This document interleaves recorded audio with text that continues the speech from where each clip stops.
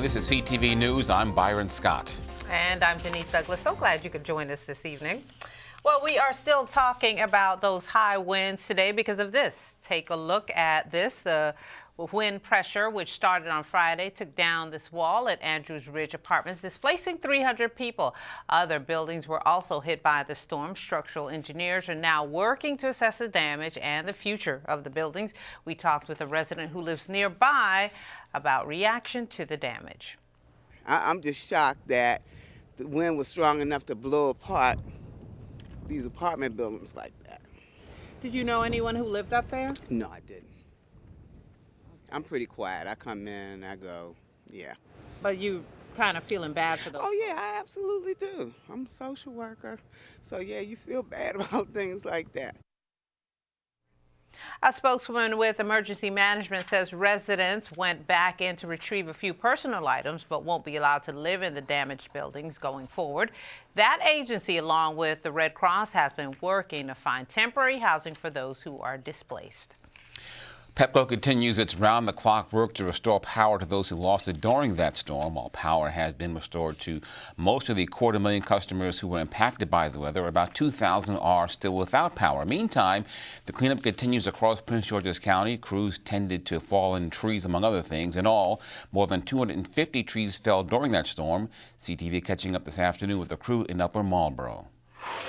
This is different. You know, unlike snow, we have planned routes, and so you can just go to those routes and we know how we need to treat the roads. With the windstorm, we don't know what roadways are going to be impacted by fallen trees, and so we're just kind of in the response mode. Jones says crews should wrap up their work soon.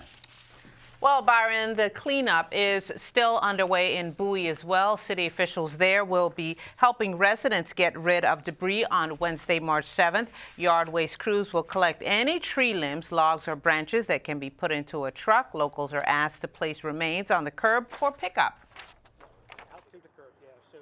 The city has determined that we will pick up any debris that any resident can get out to the curb to assist them in cleaning up their properties. We ask that people can get their debris to the curb, close to the curb as possible, and the city will pick up what they can at the first pass. Sometimes it's going to take additional equipment to pick up the heavier objects, and they'll double back in a day or so and pick up that debris.